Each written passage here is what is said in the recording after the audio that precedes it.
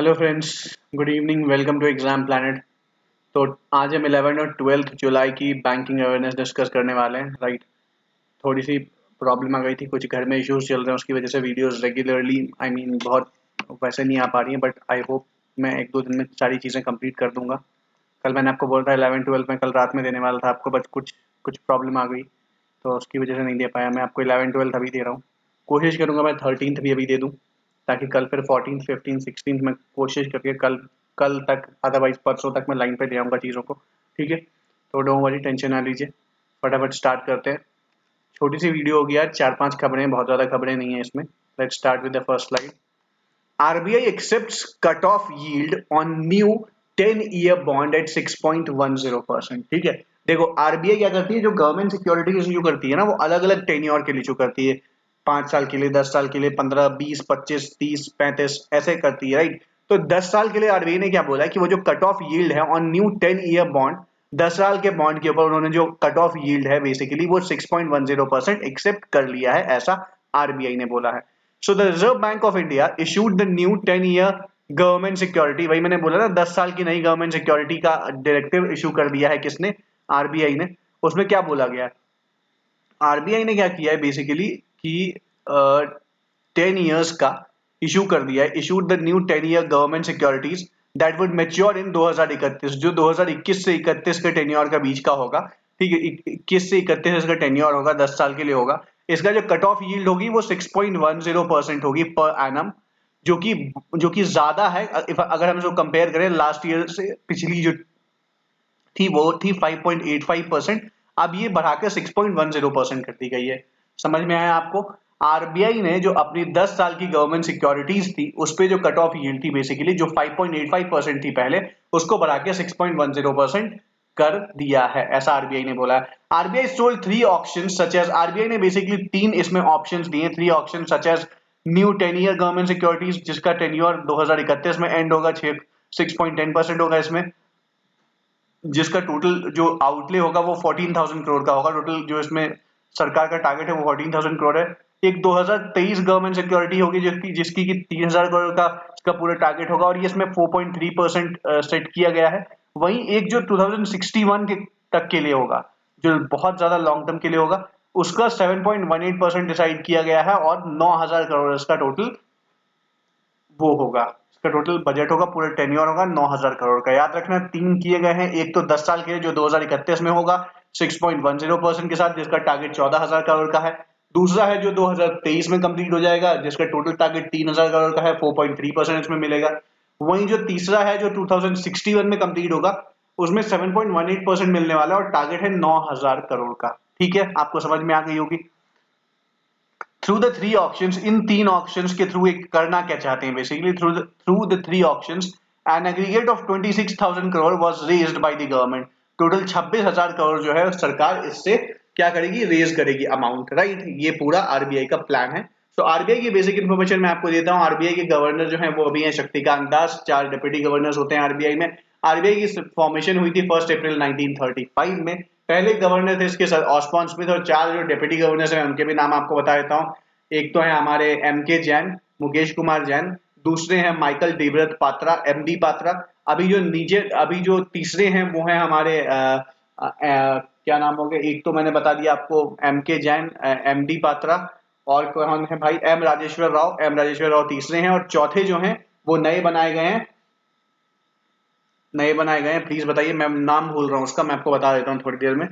नए deputy governor कौन बनाए हैं भाई, जस्ट गिव मी वन सेक।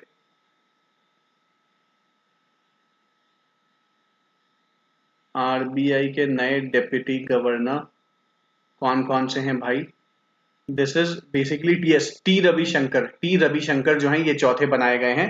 टी रविशंकर जो हैं ये चौथे डिप्टी गवर्नर बनाए गए हैं आरबीआई के। ठीक है, तो 4 हो गए टोटल। टी रविशंकर को बनाया गया था बीपी कानूनगो की जगह पे। कूल, चलिए मूव करते हैं नेक्स्ट स्लाइड पे।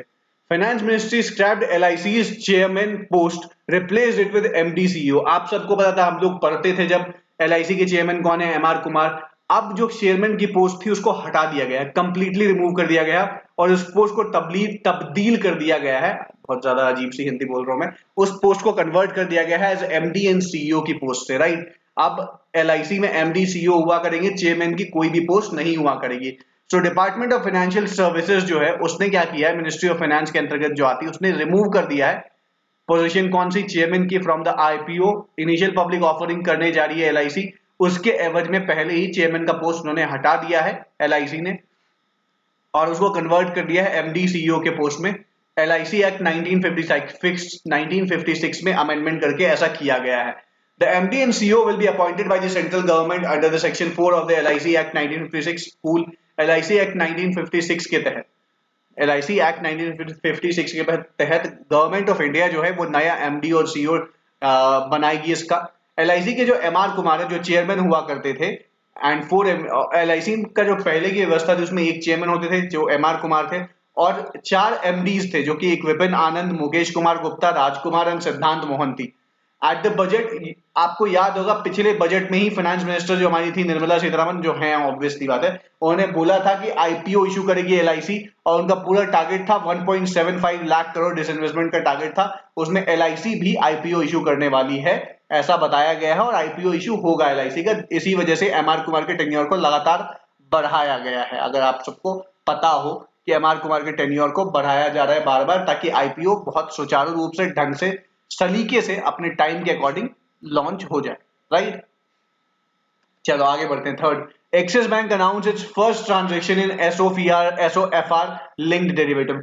अब इस खबर को कल से अगर हम लिंक करके पढ़े तो कल मैंने आपको बताया था RBI की एक गाइडलाइन आई थी जिसमें RBI ने बोला था सारी ऑर्गेनाइजेशंस को, फाइनेंशियल ऑर्गेनाइजेशंस को, कि वो धीरे धीरे करके लिबोर पे that is London inter bank offer rate पे डील करना बंद कर दे।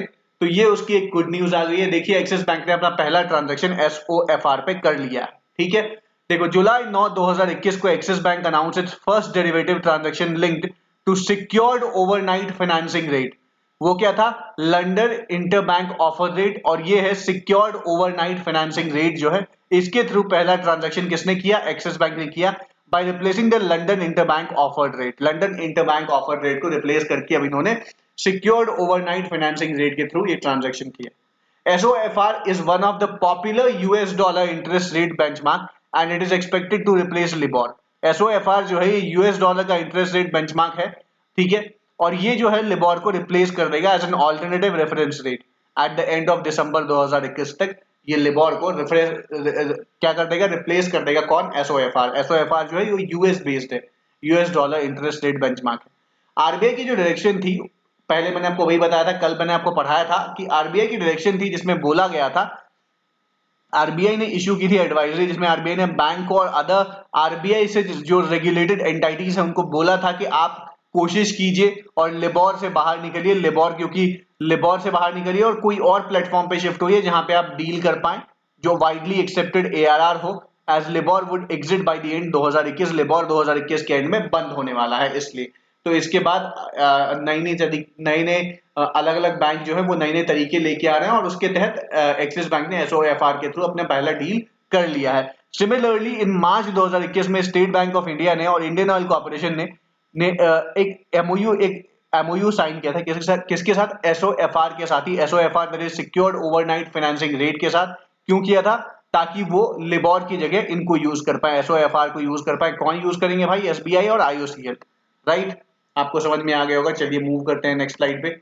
India might face third covid wave from August 2021। SBI की एक रिपोर्ट आई है जिसमें बोला गया है कि अगस्त से इंडिया में थर्ड वेव ऑफ कोविड-19 आने के चांसेस हैं। ये बहुत खतरनाक न्यूज है, this is not good, but SBI की रिपोर्ट में ऐसा बोला गया है। The report by the state bank of India named कोविड-19 the race to finishing line. कोविड-19 एसबीआई की रिपोर्ट आई है जिस रिपोर्ट का नाम है कोविड-19 the race to finishing line. Projected India to face the third wave of the कोविड-19 from August 2021। Meanwhile it is expected to reach its peak in सितंबर 2021। उसने बोला है कि अगस्त में इसका तीसरा वेव आ जाएगा इंडिया में और ये सितंबर में अपने पीक पे होगा। It also expected India to experience daily कोविड-19 cases of around 10,000 from the second week of July. 10,000 from second week of July. The projections are based on historical trends. ठीक है, उन्होंने साफ साफ बोला है कि भाई साहब जुलाई के सेकंड वीक से हमें 10,000 केसेस डेली देखने को मिल जाएंगे और धीरे धीरे वो बढ़ता चला जाएगा और सितंबर के एंड में वो पीक पे आ जाएगा। ऐसा एसबीआई की रिपोर्ट कोविड-19 the race to finishing line में बताया गया है। Let's move to the next slide.